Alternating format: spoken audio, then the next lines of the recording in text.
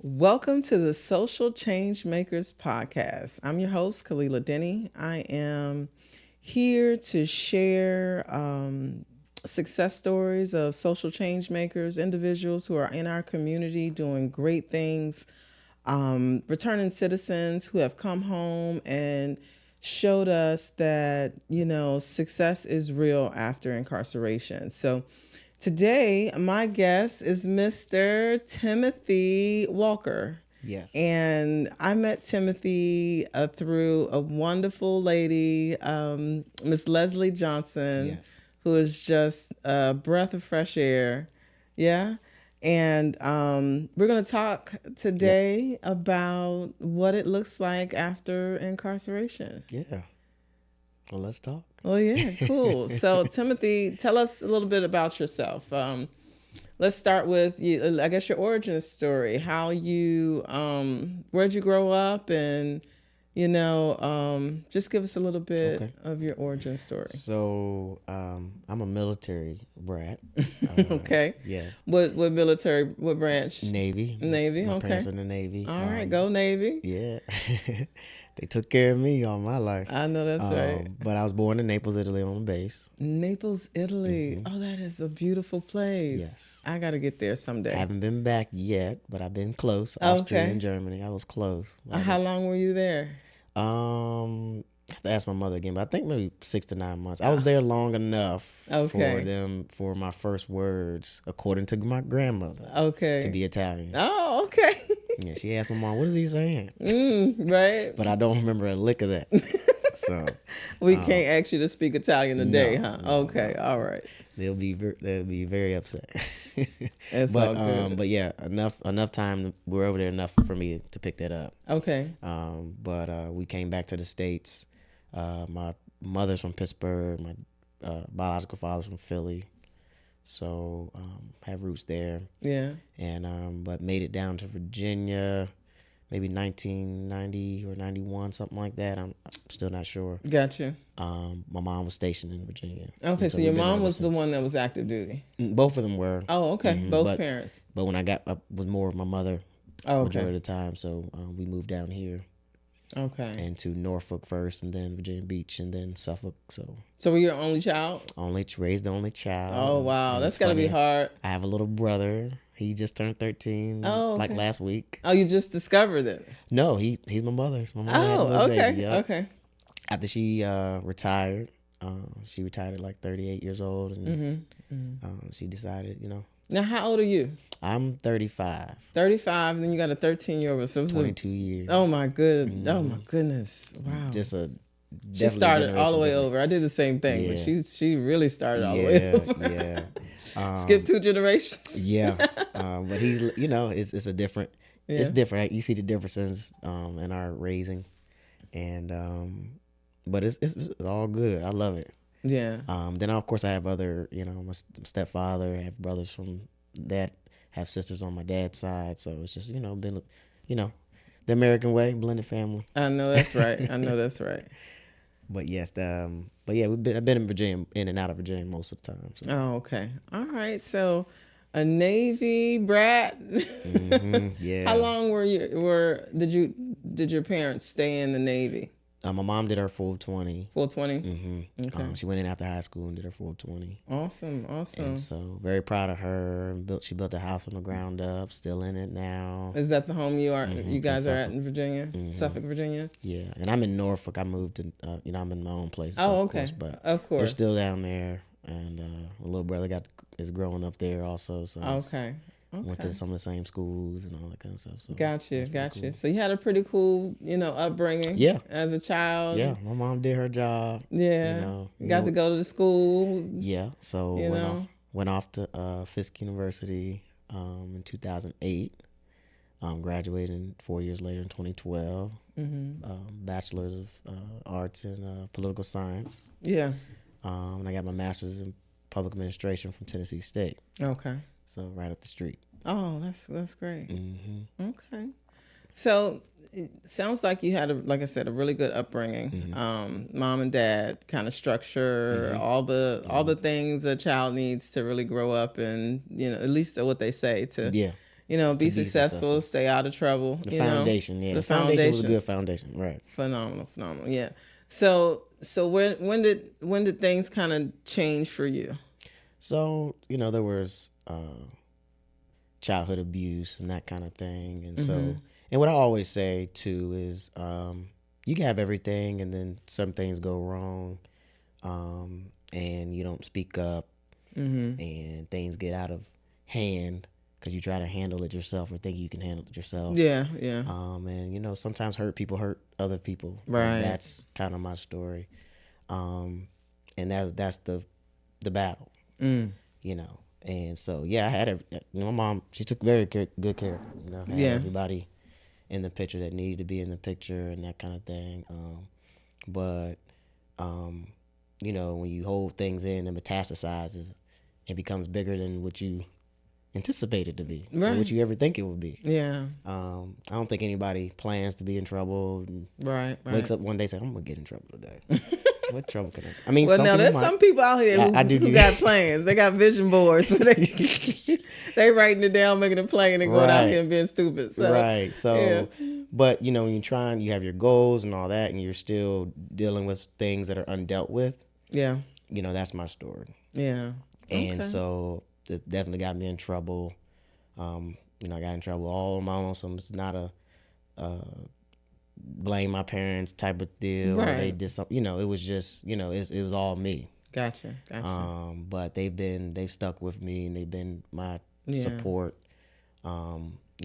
Thus far. So, but and Yeah. like I said, a good foundation, as we say, to have to fall back on Right. when you need to, or when you have that internal foundation that they you raised up with, you return back to it. Gotcha. Gotcha.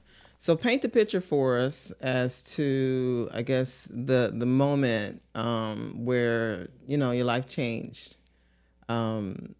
What what happened? How'd you go about it? All those, any details you're willing to share that doesn't, take you out. Um, you know, they show up, knock on your door, and say you're under arrest. Yeah. And you say, oh wow, um, and you might think, okay, well, I can get out of this, or we just get a lawyer, whatever. And when it kind of, you look, and you're like, wow, I'm in this, and you're going away for, a long time. I think anything over a couple days is a long time, but Couple hours. right, Shoot. right. But you get past a year, 2, 3, and for me it was 2 5-year sentences that ran Consecutively. So one had to be finished, and then you finished the percentage of the next, and then you're able to be you can. Some states you got to stay. You'll stay on probation after you get out. Some states you once that percentage hits and you're done. Yeah. So So what was it that got you 5 years or 2 5-year sentences? just the 2 charges of the same case, Okay. and how they wanted to put it together actually, but Was it a drug case? Was it? yeah, it's Okay. really No. sensitive case. Yeah. Okay. Yeah. But of course everybody can look it up. Yeah. Type of deal. But they preferred to run it. They wanted to run it together, which would have been just 1 5-year, and I would have been out sooner. But they wanted to run them consecutive, so that came to about 6 years. Okay. About 6 years and 7 months. Okay. So that's a lot about how much time you spent Yeah, incarcerated. kind of day for day. Yeah. Yeah. And Okay. then got the good time and all that came off the back, and the time I was in jail before the plea deal and all that kind of stuff. So. Oh, okay. But that's what it came to. I got out in July 21st of 2022. 2022. Yeah. Okay. And when we met, how long had you been home? Yeah, I think that conference we met at was in April, maybe. Okay. So I think That was 2022 That was or 2023. 23. So you'd been home for a No, little. I'm sorry. That was 24 because it was we just came into New Year. So about a year, not even 2 years yet. Okay. When we And met. Yep. okay, so when we met, you were telling me about all your credentials and all the things that you were able to accomplish. Um, and we were talking about the job forecasts, right? Like, Yes. So I had just so in 23 I was able to finish. So I came out in 22, so that would have been like a fall semester coming in. But I got readmitted to my master's program. okay, I was able to get readmitted, and then I was able to start in spring of 23, okay, and I was able to graduate in May of 23. So awesome, that was awesome, good. awesome. Because they knew the whole situation, and they were, helping me get through the hoops to get back into the program, and I was Gotcha. accepted. So, but I was able to get that done, check that box, and so by the time I met you, I was still on that hunt of like, I want to do like a nonprofit kind of job. I was currently at Wendy's, kind of trying to make the ends meet. Yeah, and let's paint the picture again. So Yeah. you've got what degrees now? Political science undergrad, Yep, public administration masters. yep. I did did a paralegal correspondence course while I was inside. Right, right. And I just finished a real estate Oh, okay. course. And all of that, the at that time, the best job you could get was at Wendy's. Yeah. So okay, so yeah, let's back up. So I get out. I got the Wendy's job maybe a week later. Okay. I was in a halfway house for 6 months. Okay. But the program was 6 months, and they helped you save. Of course, helps you save up the money. Got the car maybe, 3 months after. I was able to pay for that. I had saved that money too while I was in there, so was able to make that work. Then I was able to get my own apartment right at the 6 month mark. Just Right. got out of there. So taking all the steps, building your life back together. Which is hard for the housing part because they do the background checks and all that kind of stuff. Yeah. But there was a number of things when I was in there. I was getting prepared and looking through the resources that they provide, which are lackluster. So I came through it, understanding from the inside out what prison reform, prisoner reform, and prison reform, criminal justice reform as a whole should look like. Yeah. Because you've been through it. Like, we don't wish anything on anybody. Like, Right. hey, I wish y'all just went through there so you would understand what we're talking about. No, but I think the best way to do it is to bring people who are out, who are doing well, who can articulate what's going on, right, behind bars, because you have a constituency of correctional officers and correctional administrators. They paint a picture. The legislators paint a picture. Let's kind of dive into that real quick. Let's go back to what was it like, doing the 6 years that you had to spend behind bars. What were your experiences? So of course, jail's different than prison. I think Okay. everybody should understand that. So when you're waiting to be either sentenced or you're going through the process and you're still in the county jail is one thing, and then of course when you're now in prison, you're there for a little longer period of time. Right. So it's a whole different feel. It's a whole different setup. You have more freedom to roam and all that kind of stuff. You're expected to have a job. If you need the educational skills, you're expected to go to school. And that's, you have to make a life out of it. It's a whole microcosm of everything that's out here. It's in there. Okay. Whether legal or illegal. Right. I got you. So you're going to get both of them inside. Right. But you're going to get it on a more intense level. So like there's crime out here. There's definitely, of course, crime in there. Inside, right. And so, but so the whole, you're encapsulated in your mind. So you have to, on a daily basis, it's a stressor. I'm here. I don't want to get hurt, or who's the, who is who, and where's my safe space, or where's my mental safe space, all that kind of stuff. So I was very, God has his hand on me. For sure. I was able to not have a hair touched on me. God is good. I was able to have what they would say is one of the best prison jobs. I was the grievance clerk. Oh, So okay. all the complaints came through the office that I was in. Okay. And I was the clerk for the chairperson that was in there, and I was also the committee clerk. Okay. So their personal assistant in there in the office, and then of course I clerked the minutes for a hearing. So Okay. the grievance is a complaint, and that's the start of a lot of lawsuits. If a brother needed to pursue something outside of the prison, So you were someone they wanted to be friends with. Exactly. Right. And again, I didn't ask for the job. I didn't know nothing about. I don't. You come there not knowing. Like people who continually go to prison, and they come back and they know all this stuff. But when you first get to prison, it's a whole one-on-one that you need. Yeah. And you don't know who to trust. You don't know who's gonna have your back, or if you need anybody to have your back. Right. But I was quickly put in contact with another brother who everybody had a lot of respect for. And because they said, okay, this little guy he's smart, he's this and he's that, because the typical prisoner might not have as much as I came in with. Because you really don't know what people come in with. Some people don't say anything, some people do. But if you look at the statistics, no GED or just a GED or no high school diploma at all. Right. You're dealing with a lot of social issues. Gotcha. There. And so I'm not the typical. And so, but I'm useful. Yeah. And so, but I didn't know where I should be used. So, yeah, gotcha. Of course, I was like, okay, I want to be a teacher aide or something, or be a whatever.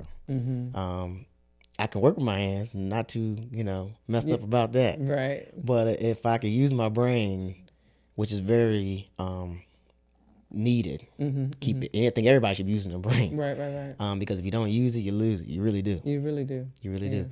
So, but anyway, got connected with this guy. He said, "Oh, I'm from Philly. He's actually a pastor. Okay. Wrongful conviction, still trying to overturn it. Very, very crazy situation. But they said, here, go with him. And he had me under his wing the whole 6 years. Oh, wow. Cellmates for a whole 6 years. Okay. But he was a wealth of knowledge.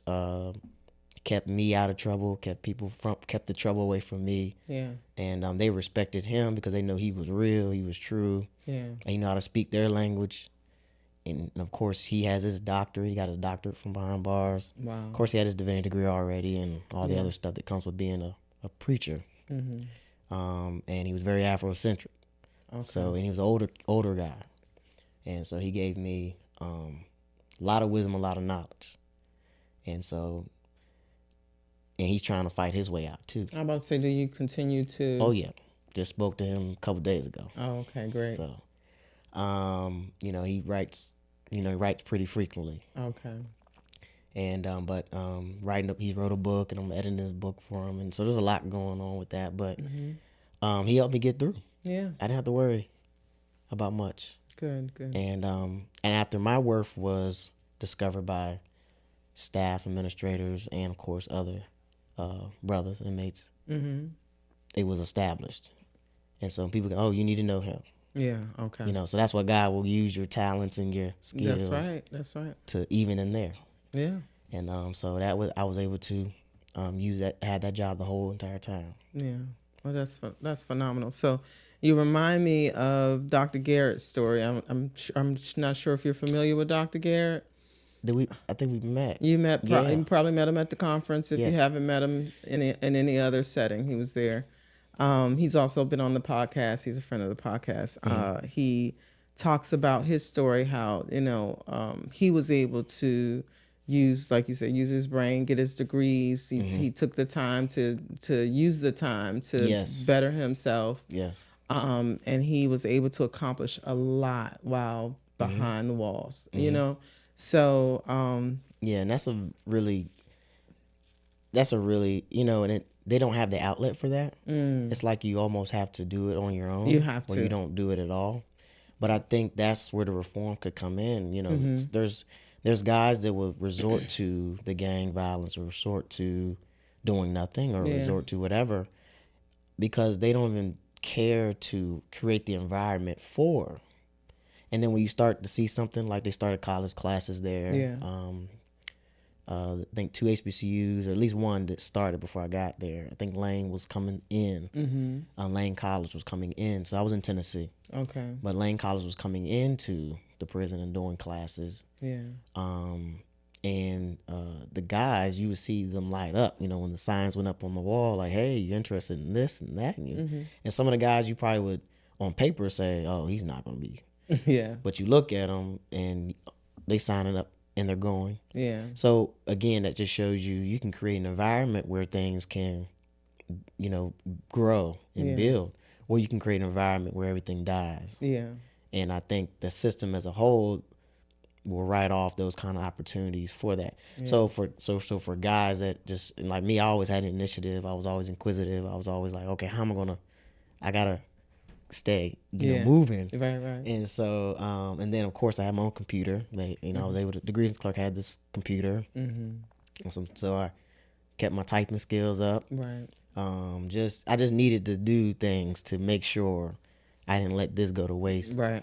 But that shows you that a lot of people they fill it with something else. Yeah. And then they expect you to get out and want to make a contribution. Right. But, you know, you didn't give me anything. Yeah. Not to say I wanted something for free, but you didn't give me a creative environment. So that's... Especially if it's supposed to reform you. Sitting you in a box all day and not providing you with the opportunities to learn anything, to better yourself, or, you know. Yeah, you send us there and say, okay, society says, all right, you did something bad. Cool. You need to be punished. All right. Right. And we want you to come out reform. Okay. So how do we do all that? Yeah. You know, it's simple as said, you know. And then they want, you know, and then they make it hard when you get out. Especially if you went in, you know, not like you with the education, but you're going in with no education, no home training, you know, it's but hard. They expect you to, you know, change your life around and be something different when you come out, when you haven't been, then there hasn't been any inputs. Exactly. But I'm glad to see that here, you know, lately that there's been big steps towards making sure that there are inputs before our, you know, individuals from Prince George's County come home. Yes. They're getting like you said, you had a laptop because of the job you had, but they're getting tablets put in. Yeah. A lot of the prisons here and the jails here, so people can have opportunities to take courses, you know, get involved in something that they're interested in, as well as provide life skills training, you know, to help them better, you know, better gain success once they come out, right? Also, with the fact that a lot of the individuals that we're seeing coming home right now did not go in during the technology boom, so they still have a learning curve, you know, that they have to accomplish. Right. I was locked up with a brother who was I hope I don't get the years wrong, but it had to have been 30 something years or 40 something years he was locked down. And they found wrongful conviction. Wow. DNA exonerated him. He knew who did it the whole time. Okay. But they had to prove it. Right. And he was pushing. I was helping him towards the end of my stay. I was helping him, you know, get in touch with and write I would type up his correspondence to the Innocence Project, the particular one he was working with. Right. And would kind of read and kind of go back and forth. You know, he was able to read and write, but he didn't do it as well, and it's been so long. And I'm scrolling through Twitter, and I see, you know, the name, and it's a welcome home. Oh wow! And I'm like, oh my gosh! And I'm looking. I was like, oh, that's him. And yeah, it's just a lot of those stories are there. But again, he went in like the 80s. Yeah. And now it's 2020. When he got out, it was 2024. And it's like, I'm sure it gotta was be a big shock. Yeah. You know, and of course they didn't do anything for him while he was there. He did what he can try to do. But you know, he was basically snatched off the streets in the 80s, and I didn't do this, and then after a while you get so beat down. I see some of the guys get so beat down. They're tired of fighting, or they did fight all they could, appeal wise and all that, and they kept and nothing but DNA or nothing but new technology or nothing but somebody saying, you know what, let me speak up, right, and tell people what I know. That kind of thing would just get them out. But yeah, it's and each state is different. Some states are doing well with the reform. Yeah. Some states are, might as well say, they're back in the 60s, 70s, 80s. Yeah. Yeah. Well, we took a turn back into like what it looked like while you were incarcerated, right? And we started to discuss the job that you got when you first got out, right? Talk a little bit more about what that experience was like, and just share a picture of what it looked like being at Wendy's with the degrees and So at the halfway house, we had to, you got to pay your weekly rent, so to speak. Like I said, I saved up money, so I was able to kind of pay off really a lot of that, and then I was able to pocket maybe majority of my check that came in. But anyway, where can I work? right. They say, well, they're out at Wendy's when they usually take our guys, because the Wendy's, for like their entry level kind of crew member, they don't do a background check. Okay. So they let you, and they'll write off if you do take the check, do the survey, and say that you're returning from prison or whatever within the last certain amount of months or years or whatever. They'll get their tax break and all that. So that's the only way. But they're not denying you or not doing a criminal background check. Gotcha. So I was like, okay, whatever. So I'm in there, started $12 an hour. And after a while, it gets like, okay, this is, this is not. Hopefully, I don't end. So hopefully, I don't stay here too long. Yeah. And so, of course, I'm a people person, and they've, gravitated towards, okay, we're gonna throw you in the window. Yeah. Put you with the customers or put you up front. As soon as I get because every job is new. Yeah. So nothing is. It's funny. Old boss will say, "Oh, that's common sense. You don't know how to do it." I'm like, this is. It's a new. I've done service. I worked at gas stations. I worked at Walmart. I worked at Cold Stone Creamery. So I've never been in hot food service, which is a little bit different.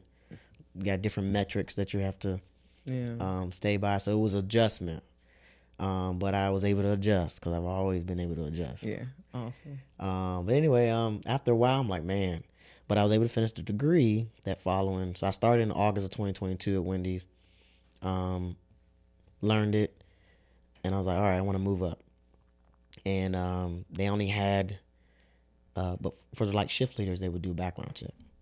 So that was already kind of barred off. So I'm like, but they did have like a crew trainer, kind of training manager. Is there like base manager? Okay. That I could still didn't need to do a background check. So I went for that. Was able to get that after about a year and a half there. That I even just tried to do it because I was like, I need to make some more money. It's crunch time.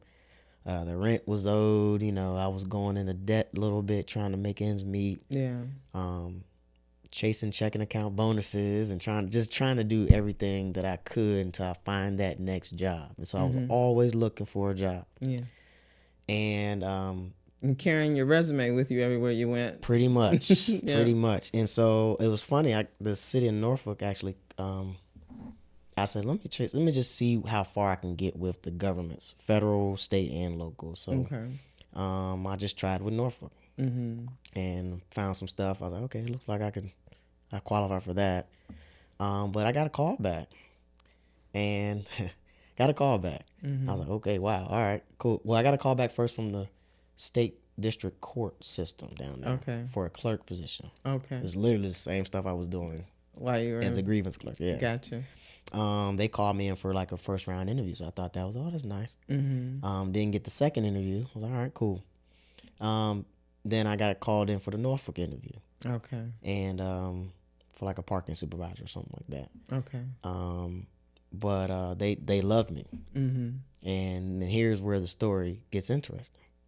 They loved me so much that they declined me for that job. And as they were telling me that, they said, hey, but one of the other ladies that was in the panel with you, she's on the line right now. She wants you to apply for another job within the same department because we feel like what you can provide to us is like part of our vision for the department moving forward.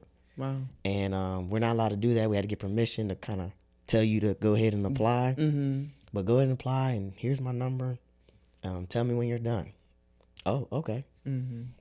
So I was like, all right, see how far this will go. So I did it. And I was very honest through all these processes about my convictions. Okay. It's on my resume that I worked at the correctional facility for 6 years. So it's like, it's nothing. I wasn't hiding anything. Right. I would answer the questions. I wasn't giving more than what they were asking for, of course. Of course. But so I'll give you that caveat. So I'm getting through all these hoops. And so I applied for the other job. They called me for another interview at the city. And they said, hey, do you want to use your interview questions from last time? I said, oh, yeah, sure. All right. Man, pretty much you got the job. Okay. And I'm like, awesome. Okay. So what job is this? It was the parking supervisor. Okay. So it was a supervisory role also. So, okay. Had like, I think they said like 9 or 10 direct reports and a vehicle and this and that. I mean, they were just laying it all out. That we want you. Okay. And I'm like startled because I'm like, okay, I'm waiting for that denial. Okay. And so the lady, so everybody left the room because basically the interview didn't really need to go anywhere because they already knew what they wanted from me. And so she's like, I'm gonna leave you with her. That's gonna be your supervisor. She's gonna go over pay and gonna go over uniform and schedule. I mean, they were literally like, when are you gonna leave Wendy's? Right. And I'm like, oh my gosh, Right. So I'm like, all right. So I'm talking, but then after she did all, she's like, hey, but I got one thing here. On your application, you put for your any gaps in employment, you put due to incarceration, and I put the dates. She's like, well, what do you mean by due to incarceration? And I'm looking at her like, it means what it means, Yeah. She's like, well, you don't have to go like deeper into like what's going on or what happened and that kind of thing, but I just need something to tell HR. And she's like, as long as it's not like embezzlement, because we deal a bunch of money. That rolled up with a bunch of money. Yeah, gotcha. like a bunch of cash and a bunch of, budgets and Understood. collections and stuff like that. So she's like, as long as it's nothing financial, you should be fine. So I'm thinking like, well, I definitely know it's nothing financial. I should be fine. Okay. But anyway, so she's like, all right, cool. And the way they hire there is it takes a long time to get on with the government. And so they said they hire you through a temp agency until the government has their full process together for the HR. Okay. And she's like, well, the background check that they'll do with the temp agency is the same thing they'll do with the city. And we'll pay you, I think it was like $40,000 through the temp agency, and then your full benefits will come. Basically, the benefits part, I'm thinking, with the city, we'll get you straight there. And then you'll be bumped up immediately to this and all that kind of stuff. So I'm like, oh, okay. So it's like, well, here's the contact to go and go through the temp agency. I was all right. And so went through all that, did the background check, didn't hear back. So of course I'm persistent. So you're already working with the temp agency? Well, the temp agency, they do the background check first. They're going to hire you through. So if you went through the background check and it cleared, then they will hire you just through the temp agency. Gotcha. And just use you on the job. Okay. In your role. But that didn't happen. That didn't happen because nobody called me back and said what the results of the background check. Okay. They call you and say, hey, fill this out for us. Right. The release forms and all that kind of stuff. So they took you through all this rigmarole to come back to a place where somebody probably above her pay grade saw that you were convicted and was like, no, we can't hire him. And this was her way out, this sounds like. Yeah, right? She didn't say anything. So the guy, I called the temp agent back. I was like, hey, man, did y'all hear anything? I got the results back on my end. Like just the results, because they got to give you the results. Yeah. Whatever's found. Right. And but what's the decision? Like nobody's telling me anything. He's like, oh, she didn't tell you? And I was like, no, I haven't heard from her. I sent her an email, but I haven't heard from her. He's like, oh, well, we can't use you and such and such. Okay, well, I appreciate that. Wow. And so I sent the email back to her, like, hey, just found out, very nice and professional. Right. You can be Yeah. Not very mean. I mean, you can be like very stern, but nice and professional. Right. Because I thought, well, wow, you gave me all these accolades, and Right. you didn't even give Took me you the through all chance to these. say, Yeah. to defend myself or whatever. But Right. it was a business thing. Yeah. I understand. I can promise you, from the sounds of it, I've seen it so many times where Right. she knew that you were the one for the job, but the person above her was like, "No, we can't do this." So that's what it sounds like, in my opinion. I don't know. Yeah, Yeah. and I think, but for professional courtesy, I would have loved something. Exactly. Because me, I know how to still reach out to somebody Yeah. and say, hey, man, can you pull a string? And Or, that, hey, man, gotcha. just to at least exhaust my, like, trying to get something that I really, really want. Yeah. And so, but I didn't I didn't even know where Where to the start. conversation was, because nobody was saying anything to me. But again, I was like, all right. But I knew I got that far. Yeah. And that confirmed that was God's way to me. Okay, you still got it. Yeah. You still got There's it. still an opportunity out there. You still got it. That lady didn't know anything. That whole panel didn't know anything Right. about your background. But you presented yourself, and they were like, they loved everything, even though it was on the resume, Yeah. even though it was on the application. I know they read it. Yeah. Had to, or they're negligent. Yeah. But so that gave me more confidence. Yeah. That okay, I'm gonna find something out Well, here. see that's another thing that makes you different, because that could have really set back some other lesser minds. Yeah, I was You bummed know? out now, and Yeah. I wouldn't take it. The emotional toll was like, oh my gosh, Yeah. And I went to work the next day at Wendy's. I'm like, oh, goodness gracious, But I had to still keep going because I still could not stay here. Right. Right. So you're still motivated, right? Right. And this experience gave you. I mean, of course you were bummed out, but it also gave you some insight and some hope to know that this is not the end. That, Exactly. Right. Exactly. So that happened, and then I kept saying, okay, I need to really focus more on towards either employers who say up front that they're willing to hire a person that's been convicted before, Yeah. or social justice oriented type of nonprofits or for-profit kind of organizations. So Yeah. so that kind of took me to where I needed to go. Okay. So I was still doing that. But on the sidetrack, I'm in the window all the time. And so my customers get to know me. They're like, man, you're always here. You're always working. And so I had a number of customers that would, oh, man, how you been, man? And, man, a lot of them say, you shouldn't be here. I had some say, you should run for office. I had some say, are you a pastor or a preacher or something like that? Like, what are you doing here? Everybody was always asking. Yeah. The ones that, pretty much more people probably were thinking it than saying it. But the ones who came out to say, Right. it was always like, you don't belong here, or I see So you them here. encounters at the window must have been something. Yeah. Because I'm trying to figure out how I can have a conversation with my drive-through. Yeah. And get to that conclusion. I Yeah. guess I'm just not that person that's as observant as most. Well, just from the speaker to the window, I'm just like, I'm nice. I'm a people person. Yeah, I got you. My mom just told me last week. I had my girlfriend and the kids over to at my mom's house, and she's like, yeah, when you were little, you would talk to a stranger, like you would talk to a homeless person, right? Right. And I was like, wow, that's interesting, and my girlfriend confirmed, like, yeah, he talk to everybody. Talk to everybody. He's always talking. And but so in the window, people would come and come and come. So of course, when I finished my degree, it was something that I could speak to.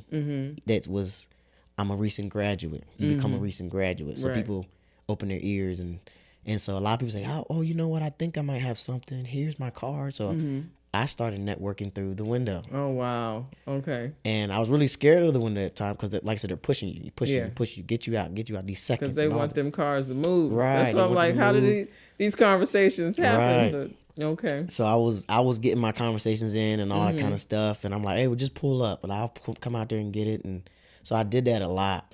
I did that a lot to folks who were interested. Yeah. And of course, I wasn't giving them my full background because they didn't deserve it at that point. I don't know you. Right. But I think if I seen something that might have lead to something, I would definitely share more, disclose. But I would fast forward and say that one person was coming through for about a year, year and a half. Him and his daughter always, She got the same thing. He got the same thing. Well, really, he's buying it for her. But they will always come through, and he's like, man, he would come, and I'll see him. And then like beginning of 2024, I didn't see him for like 3 to 4 months. He pops up like the end of April, mid-April, end of April of last year, and he says, man, wow. He's like, you're still here? And I was like, yeah, I'm still looking for a job. That was always my line. Still looking for a job, which I was. Yeah. And he's like, man, and you could tell he thought about this for a little while, like that what he was about to share. But he's like, look, man, I know, try this company. Okay. My wife works there. Oh, okay. I know it's not up your alley. I know that's not what you graduated in and that kind of the field you graduated in, but you're a people person. You do well with customer service, even here at Wendy's. I think you would fit there. Right. And so he wrote it on his receipt. And they always say the biggest deals are on the receipt. on the back of a napkin. Yep. Yeah. This was that kind of deal.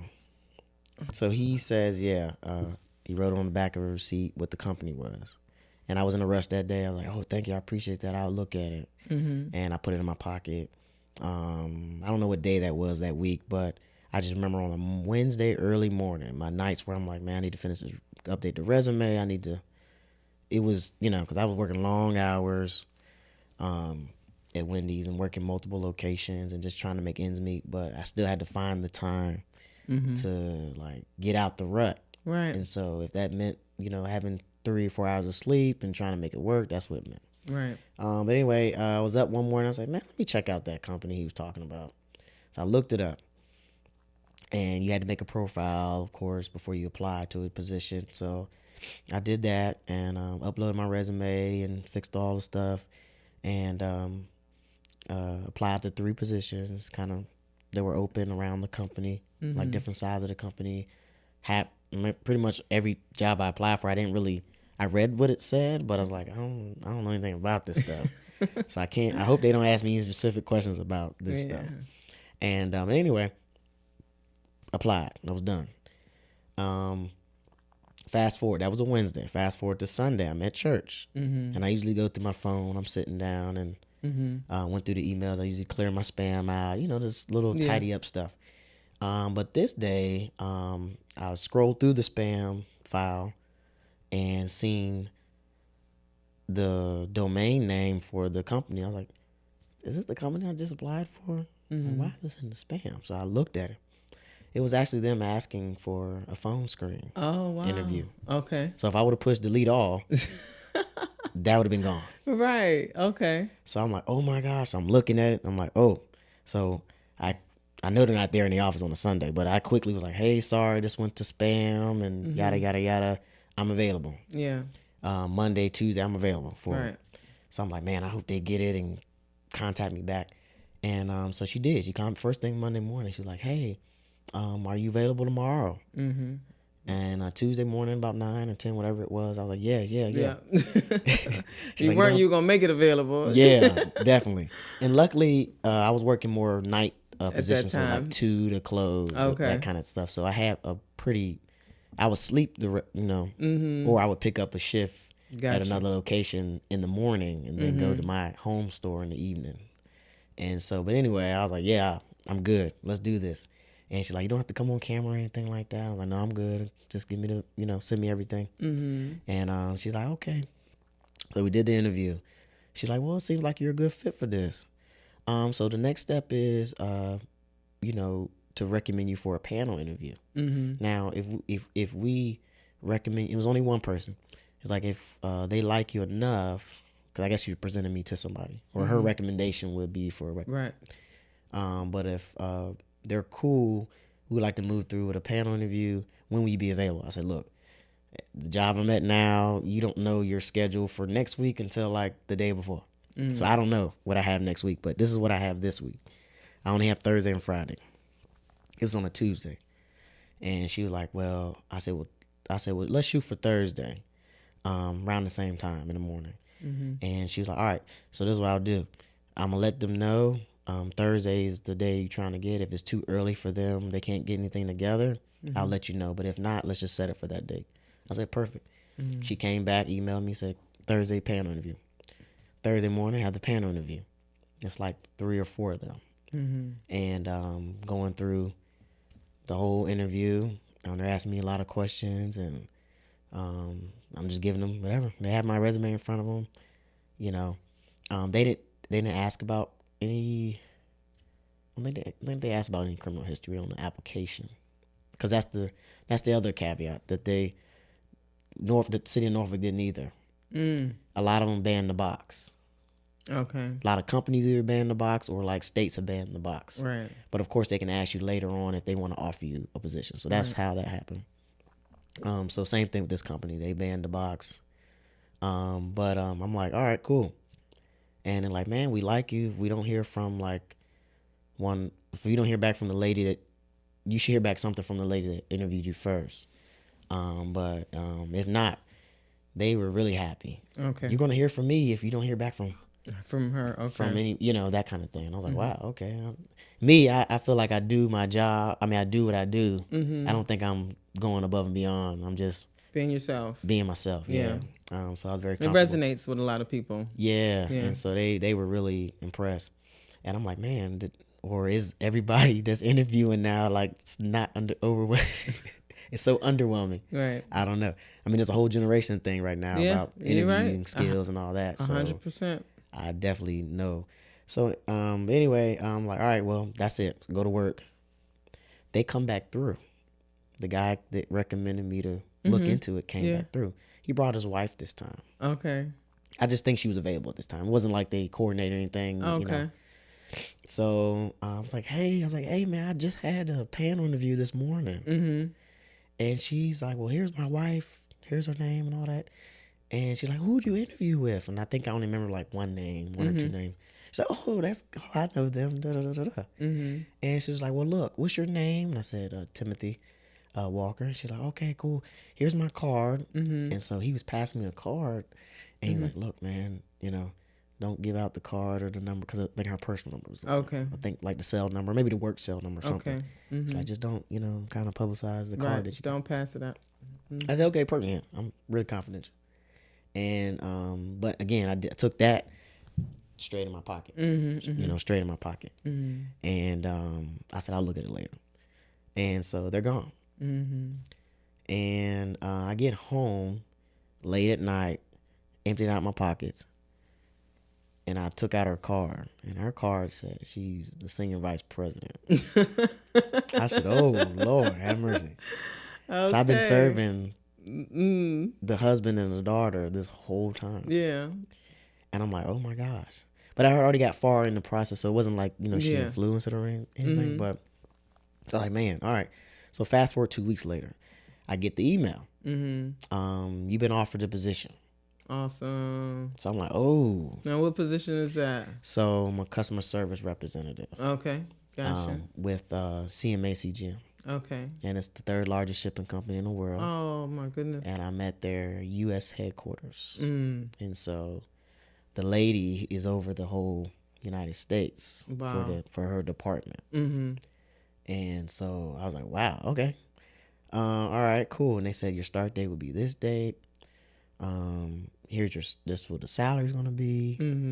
Now, what does that look like? The salary was, I think it was set 40. They asked me in the interview what I wanted to make. Of course, like I told you at the beginning, I was making $12 an hour. Right. So my thing was, I'm only going for a job that's making at least 20. Okay. Because I think, that was fair. Yeah. For what I know and what I can do, I think that's fair. 20 to 25. So that's what I asked for. And they were like, okay. Yeah. That's what they said in the interview. I was like, okay. I was like, I should have asked for, probably should have asked for more. Right. But I was cool because I'm living, I came from working behind bars I started out at 34 cents an hour. Yeah. I was making about between like $40 to $50 a month. Gotcha. Maxed out maybe like $80 a month. To the $12 an hour. And then I had to fight to get the crew trainer position because the boss I had was, contrary. I'll say it like that. So I'm dealing with that, but I need the job, and so I'm trying to make ends meet. And so I only rose to about $13.24 an hour. Okay. So at this point, when I'm doing that interview, I'm making only $13.24. So I'm like, man, this is great. Yeah. So there's like, I think it was like 40,000 or something like that they offered, and I was like, where do I sign? Exactly. You know? So she's like, well, just sign this, and she's like, all right, but here it is. She's like, all right, but everything's pending a background check and a drug test. So I'm like, okay, here we go. And so I'm like, here we go. So, but again, I prepared myself for that. Right. So like, all right, cool. Just send me so they send you the stuff. You sign up and you go to the local wherever you take a drug test at. Right. They do their background check, and they also do an employment check. So here's the interesting part about that. They go back 10 years. And so, like I said, I did over 6.5. Right. And I technically had a job in there. Right. I wasn't working for the state per se, but they did issue me a 1099. Okay. Because I made over a certain amount on that job. Okay. So it was a paid gig. It was a paid job inside. It still paid, yeah. Okay. And it paid enough to cross that line where they had to report to the government that they paid you that. Okay. So just keep that in the back of your mind. Gotcha. So I was getting those statements every year. Most guys would I see them guys get it and they'll throw that in the trash or whatever. So I gave all that information. So they call each employer. So I really only had technically 3 employers. I had the Wendy's, then I had the prison job, and then I had a consultant job before I went in. Okay. So I gave all that information, and they literally reached out to every one of them. Okay. And then, of course, they did the background check. And I want to say they got all that. I got all the results back. And I seen everything up there that I reported. I seen it up there on the report. Right. So I was like, okay, cool. Drug test came back. Right. Everything good. So she emails me and says, hey, quick question. And this is right before I was supposed to go to work. Like 2 hours before I had to be to work. Okay. And she said, we completed everything. Criminal background check, drug test, and your work the work history check. But we got in contact with everybody. But we couldn't contact the place, the correctional complex. And I said, what? So I'm looking, so you got to understand, like, I'm looking at this like, what are you telling me? That everything else was straight, but you just couldn't contact these people? And she said, well, look, and this is all in one email. So I'm just processing it. Yeah. But it's all in one email. She said, well, look, we couldn't contact them. Could you provide proof of employment? There you go. The 1099s. There and you so go. I had to be to work, and I was like, oh my gosh, I got to get this email to her now. Like, I always try to be immediate with stuff. Exactly. God prepares you. You better. Right. So I went in the other room, and because I still had all my stuff still together, because I had no time to really like move into I moved into the apartment. Everything's there. I had the stuff in storage for all these years, and so I had stuff just packed, around the room and everything. But I went there and I thought, let me find them. You found that 1099. Found all 6 of them. Oh wow. Or all 5 of them. For 17, 18, 19, 20, and 21. Because at this point, at 22, I was out making income from Wendy, so gotcha. She already seen that one. And I scanned them all to her. And she got back pretty soon. She got back and said, oh, no, she got back the same day. So I sent that about 1 o'clock. She got back by like 3 o'clock and said, congratulations, welcome to the family. Oh my goodness. I said, what in the world? She's like, your start date is this date. Yeah. They moved to like June the 17th. It was like June the 10th before, so they moved it up a week so I can start with like a training class and all that. Right. But it was just, I could cry. Yeah. It was amazing. So I was like, oh my gosh, this is really real. And so again, I was in disbelief. But when they offered it to me, I was like, all right, well. So I put in my 2 weeks notice. But I wasn't leaving Wendy's. I still was. What part of me was still just like, is this real? Gotta keep your foot in the door so you can have something to fall back on. That, and of course financially, I just thought it was irresponsible of me just to say, let me just drop this easy money just to go over here. Especially if you could do both. If I can do both, right? Yeah. And so, because I was literally about to start a real estate class on the 24th of June. Okay. Because I was like, I have to pivot to do something and make more money right now because this is not going to hold. I can't do it anymore. And so that was supposed to start, so I had to push that back. They let me push that back. And they let me go to, and since I couldn't get my money back for the course, they let me come in an augmented shift on those days I had the class at night. Okay, gotcha. So that was good. So they would still finish that like in August. Well, started in August, finished in October with the real estate course, which I still might pursue my real estate license. I was about to say, did you pass the real estate exam? I passed the exam for the course. Now I got to take the state exam. Right. Okay. And so do it while it's fresh in your mind, because I hear that thing is a beast. Yeah. My brother just went through it. He had to take it 3 times. Yeah. It was a lot of information to bring, and but there's a whole story with that. I have somebody who works with who's a broker who wants to have me right after, and she already knows my background, and she's willing to help me appeal to the board if they deny me. Gotcha. She said I should be good. Even the board says, if you have a record, it's not an automatic denial, but I think there might be an appeal process that they still bring you up on appeal. But after a certain amount of years, I think, they can't deny you anymore. So I don't know how long it is. So my son's going through something like that on the certification side for his mechanical licensing. Yeah, so it was amazing. But the job, it gets better. Yeah. I'm on the job. Yeah. And like I said, I'm still busting my tail at Wendy's at night. I'm doing this. I went part-time with Wendy's. I said no more weekends. Right. And they were like, good, okay, whatever. So I gave them during the week, a couple days during the week, and on the job. In October, so what's that? 6 to 10. So that's 4 months in. I get a I get a Teams call. That's our thing, but from one of the senior directors, and said, "Hey," it was on a Monday. He was like, "Hey, I'm gonna call you into my office." So I'm like, "Okay. Well, what's this?" I'm always in the back of my mind like, "What's this?" Right. And so I'm like, "All right, yeah." I said, "Well, I'm working from home today." So she's like, "Oh, I forgot." Well, okay, I'm gonna call you. So I think she tried to call me, but I don't know. I was out somewhere before my shift was supposed to start at 10 o'clock. Okay. And so it was like 8 something. And so she finally was like, "Where are you at?" And I'm like, anyway, she finally called me. She said, "Hey, I got to read this letter from HR." Okay. So I'm like, hold on, man. Hold on. I've been here 4 months. Right. Look, don't start this mess, right? I'm over it, right? Yeah. I'm over it. I'm like, all right, and I'll keep a poker face. And she's like, all right, I got to read this one. She's like, effective immediately, the base salary for your position is going up to $62,000. Oh my goodness!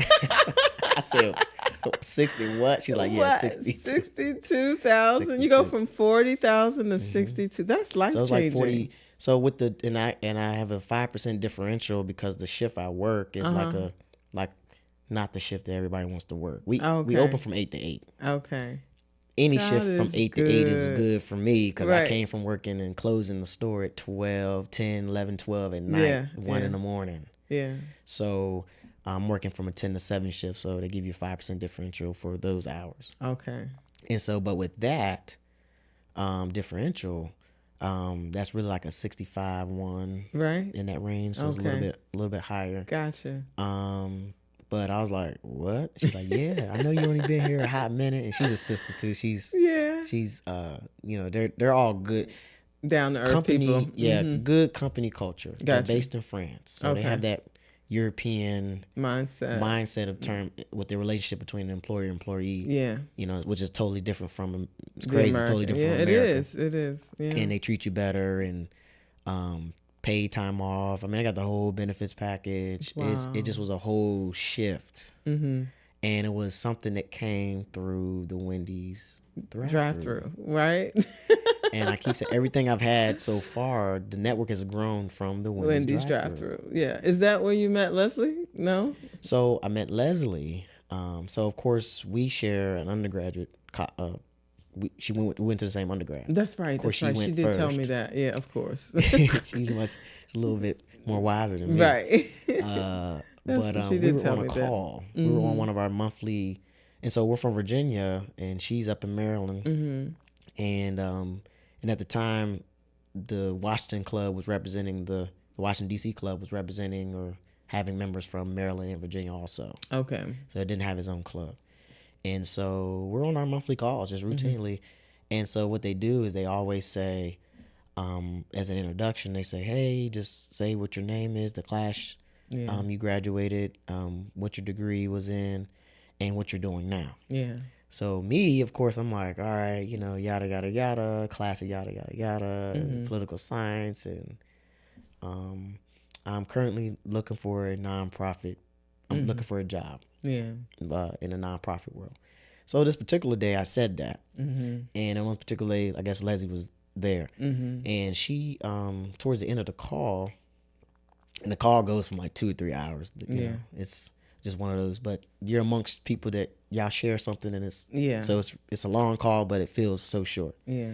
But anyway, got towards the end, and somebody was like, "Anybody have anything else?"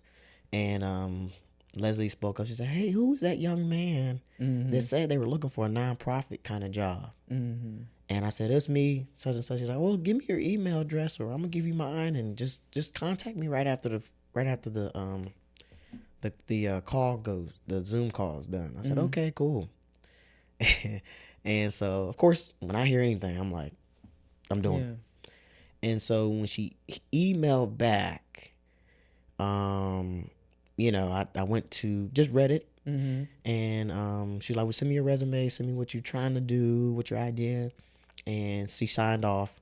And of course, I look at signatures. I'm very cognizant of just everything. And it says she worked for the prosecutor's office. Yeah. So I was like, oh no. So at this point, I went into like, all right, this could possibly be an opportunity. Yeah. So I need to go into disclosure mode. Yeah. Yeah. So I wrote back. I said, hey, just disclosing that this is what I have in my background. If this makes it harder or this kind of cuts off any kind of opportunity for me with you helping me finding anything in your network, cool. Thank you for your time, that kind of thing. I had it all, I got a whole way of operating with that. Yeah. And so she got back and said, because I didn't know her background either. Right. She got back and said, oh, don't worry about that.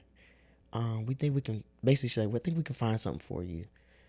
Just let me, just bear with me and see what we got. And I'm up here in Maryland and da-da-da-da. And I was like, oh, okay. And then something told me to look her up. And that's when I found out her story. And I was like, you're working for the prosecutor's office?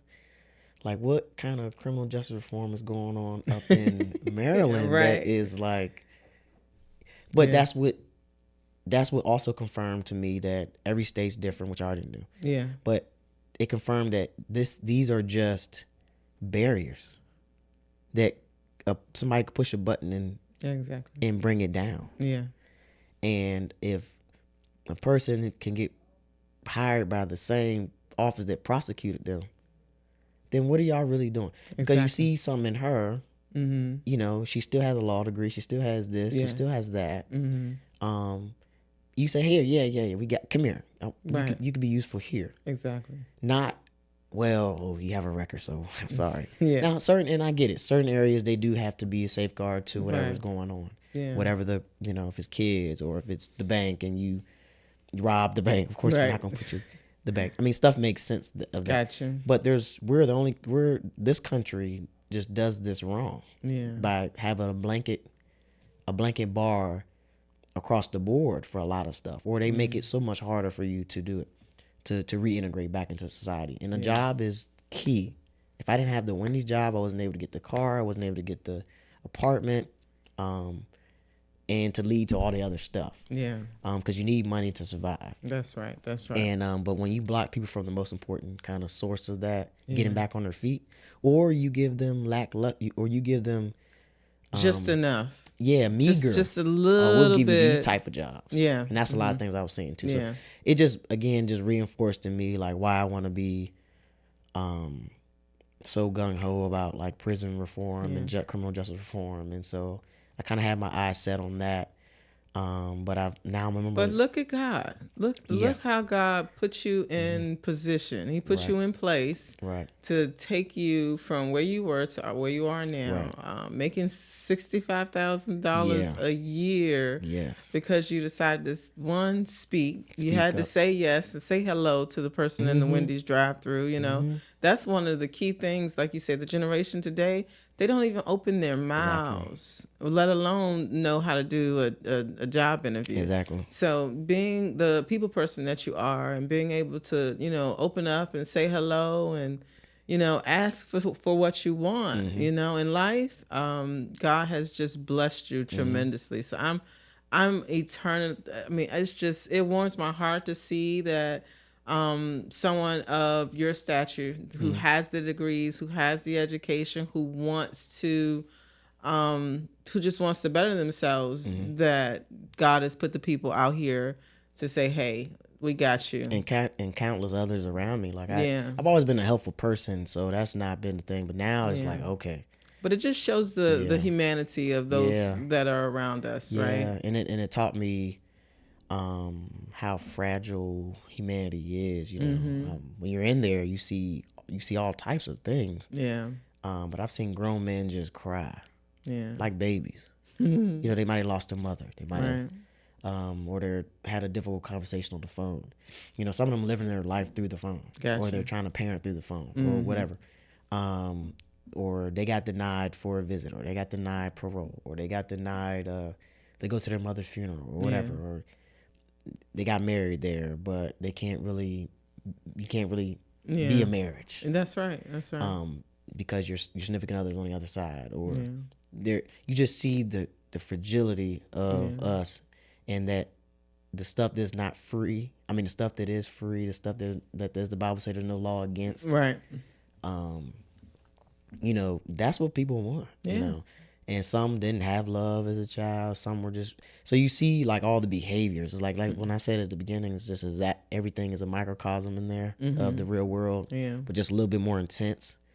I see it every day. I see it in the grievances, because I was reading people's complaints, and Yeah. some were getting abused by officers, some were getting abused by other inmates. Yeah. Some, it just seemed like it's the revolving door of just something's going on with me all the time, and they're not giving me my medicine, or they're just being hateful and rude to me, and I'm just asking for this. I'm just asking for, or being beat up by the officers, or you see somebody who's weak on the chain, Yeah. chain of the totem pole, just getting abused by somebody else. And you're like, Right. dang, Right. this is just, so you count your blessings, but then you see like everything's in perspective. And so now I'm out, and it's like, wow. So when I'm on the job, I see people struggling, and you just kind of empathize and understand. And they say, I'm sorry, Tim, Yeah. and I'm like, I got you, you good. And Because you never know what someone's going through. Exactly. That is true. So, if there was one thing you wanted to share, if you wanted to leave us with, like, as it relates to some motivation or inspiring words based on this short life you've lived, this 35 years, right? Because you still got a long way to go, and this course correction that you're on is really, it's just beautiful. But if you had anything you wanted to share, what would it be? What would you want to leave the brother who has no hope, who feels like the world's against him, and he's not seeing any doors open for him? What would you say to him? I would first say, if you're still alive and breathing, you still have a chance to. That should be enough motivation right there. Like, okay, it's not over. It's only over when we're dead. Yeah. And we can't physically do anything anymore. Right. So you being alive, you being coherent, and you can still strive. Yeah. But just not to quit and be persistent. So what are some of the tools that you can use? Because I mean, that sounds good. You know what I mean? You're right, It sounds good. Yeah, you're alive, you're breathing. Yeah, but there it could really be something, so deep where their mindset is, not really going to change with, oh, okay, just I woke up this morning. Right. Yeah. So I definitely get where you're going. And I always say that as a start because that's so Gotcha. simple. Yeah. And I think everybody can grasp that. That's if you're true. listening to me, you hear me, you're like, oh, I'm alive. And okay, cool. Got that. Yeah. Now what's next? You ask for help. And I know for men, that's we don't like that. We think we got it and all that. But ask for help for whatever it is. And definitely for resources, or from a resource perspective, know what you want. I mean, and that's another thing too. I seen guys, they say, I want to do this, I want to do that. And I'm like, you could do that. Yeah. This is where you got to do, this is what you got to do to start. Or I want to do this, or I want to own my this, or I want to do this. I think everybody has a goal. Understood. I really do think. And I know they do. And it's like, okay, waking up and saying, what do you really want to do? And seeking out that person who's already doing it. Right. And saying, look, I want to do what you're doing, or I want to do something like you're doing. And how can I do it? Yeah. And most people are going to say, okay, this is what most I did. Most people will help. Most people will help. And then some people might steer you. Oh, I don't. Right. That's competition. But don't get discouraged along the way. Know what you want. Write it down. And strive for it. Now, if you're behind the bar still, you got to date. There's some planning there. If it's the halfway house that you can go to, if it's your parents, that you can go back to, if it's a girl, whatever you have, it's really just using those resources as best as wise as possible, because and not to look down on an opportunity. Oh, that's another thing. Not to look down on a possible opportunity. Right. I could have said no to Wendy. Said, well, forget it. Right. $12. What can I do with $12? You can do a lot with $12 if you manage it right. Exactly. Yeah. And I think I did. I mean, I had to do some other things too. Yeah. Well, I had to work so much. Right. But what are you willing to do to get to see yourself succeed and move forward? It's not easy, and I think that's a part too. It's not easy at all. Right. And that's the problem with this generation right now. They want everything to come easy, for free, or they want it to be here. They don't want any hindrance. They don't want it to any roadblocks. All of that will just stop them. And even as I was training others at Wendy's, and Wendy's, you get those the kids that come in, that's their first job, or you get the ones that are coming through that they are kind of stuck. Then of course you got management, who that's where you want to be. Yeah.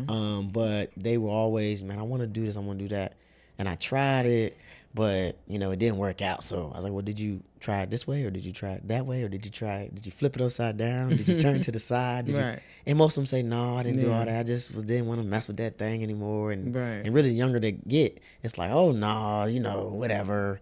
Or I ain't never seen that before. And so I'm like, no, that's not how that works. Right. You gotta strive for something, and the striving is that's the learning part. Exactly. And then you're gonna get there, or just get out there. I got out there. I didn't know what I was gonna be doing. Gotcha. I didn't know anything. I really didn't. And I mean, I knew what I knew, but I didn't know who was who. And I'm back in Virginia because I moved back, and I'm like, okay, how do I build my network up? Because my network before was great. Yeah. But sometimes your network before is not going to help you anymore. That's right. Because you have a stain. And so that was a whole nother part of this situation too. It's like, oh, there's people who shun me now. And that's fine. Okay, whatever. Don't try to go back to the old. Right. Try to reinvent and do something new. That's another key. And that's kind of hard because you don't know what you don't know. Right. And that makes you scared. So, but always start with one or two people, just try to move in that direction, and you'll start to get that snowball rolling. And like I said, I applied a lot of places. Some people didn't even call me back. So I don't even know what they said, what they thought. But they say you're supposed to do it multiple times. Yeah. And hopefully you'll hit something. You just don't go out there fishing and then, I didn't get the fish after 5 minutes, and then you go back to the shore. Gotcha. Your fish could have been rolling up as soon as you took your hook out. That's right. You just don't know. Yeah. And so I've always been appreciative of, and also everything out on that resume, even before prison and after, has been through somebody else. Yeah. It's been through a network. Yeah. And It's been through the people that you know, your right. relationships. And you have, in a relationship, you have to be a part of that. Yeah. Nobody's giving me anything just for anything. Right. And you have to get that opportunity and do a good job. Yeah. At Wendy's, I was working like I was working an $80,000 job. Right. Exactly. I treated it, got there on time when majority of the time. Got there, did what I need to do. I was professional. I think that came out, and the customers seen that. You don't belong here. Yeah. And I've got other opportunities that came out of that too. I'm on 2 or 3 nonprofit boards right now. Awesome. Property managing right now. That's just started this week. Oh, congrats. Yeah. Congrats. So and there's a lot going on with there. So it's just so much that I'm just juggling. Got a girlfriend, and even she's been proud. Met her through Wendy's. Oh, okay. She says, and she looked me up. Okay. So I didn't even have to have I had the conversation later, but she took that conversation right out of my, the fear of having a conversation. Like, all right, I got to disclose. We're getting a little too serious here. Let me disclose X, Y, and Z. Yeah. She came at me and said, well, I see this. So what's up? Like, what's going on? And that was another confirmation. He was like, because you show up to work, you're smiling and you're gregarious and you're, you're doing the job and you're here, you're working so hard, but you've been through all that. Yeah. How do you do that? What is that? Right. And so again, I was getting the encouragement from multiple places. So that's another piece of advice. People see something in you, listen. Yeah. Or they see, hey, you need to change, man. There's somebody, and that's another thing. Other people will say things to you. You might not know and not understand it, or you might take it as criticism, or, but just listen. Yeah. Key is to listen. Yeah. And you'll be guided along the way. But to have a goal, right, have right, a plan. Right. Yeah. No matter how grandiose the plan is, and try to step towards that. Because if you're just out there, you're just out there. Yeah. Yeah. Well, all of that is really, really good information. And if I had to put a cherry on top of it, I would say stay connected to the source. So many times we are, left alone with our thoughts, and we feel like, feel like giving up, or like we're not good enough. We are our own worst enemy. All the time. But if you stay connected to the source, and whatever that, for me, that's God and his word, and being able to know that the promises of God for me and for my life kind of helps with any kind of disparity, depression, anything that I'm dealing with. Not to say that, if you're dealing with anything serious, that you shouldn't seek help like from a professional. But it's definitely important that when you're in those moments of despair and you're down and out, that you know that there's a God who loves you, who sees you, who is here to provide opportunities in the way that they showed up in your life. So they also have shown up in my life through nothing that I could have done. Right. Other than, as you said, showing up as my authentic self, being professional, being, always ready. Right. Ready to receive the blessings. Ready to receive. Well, Timothy, this has been a phenomenal interview. Thank you so much for allowing us to capture your story and share it here on the Social Changemakers podcast. I am, so excited for what is to come. And I'm sure we'll have you back. When you can, give us an update on, the next chapter in your journey. So and I'll put this here. I got out and I said, all right, I did almost 6.5. I did almost 7 years. I said, you know what? Did 7 years, but almost 7 years. I want to get my 7 years back, plus live the same 7 years. So that's like 14. Yeah. So I'm working hard. Like this 7 years is really gonna be 14. Okay. So I said by 40, because I got out. I turned 33 shortly after I got out. I said by 40, I want to be where I need to be. Yeah. Financially, family wise, just want a house and just everything. I just laid all that out there, and I said I'm on this 7-year marathon. Yeah. So here I am, year 3. Yeah. And I didn't imagine this in July of 2022. Didn't imagine. Gotcha. And 7 years is the year of completion. So, but I put that out there, having, all my, Twitter bio, Instagram, just 7-year marathon. I'm on that. And some of the friends who know, they're like, wow, they're watching. I got, people who know me. Holding you accountable. Right. And folks that were in my past that are still with me now. And they're like, wow, look what's going on. We'll have to bring you back at that time. Yeah. I'm sure we're gonna still be going strong. The social change makers of the world will still be, coming out. So this is beautiful, and thank you for inviting me. Thank you for saying yes. Thank you for saying yes. Yeah. So at this point, we're gonna say thank you for listening. Yes. Thank you for watching the Social Change Makers podcast. Please like and subscribe. Add some comments down in the comment section. Let us know what you think about this type of content. And we'll see you next time. See you later.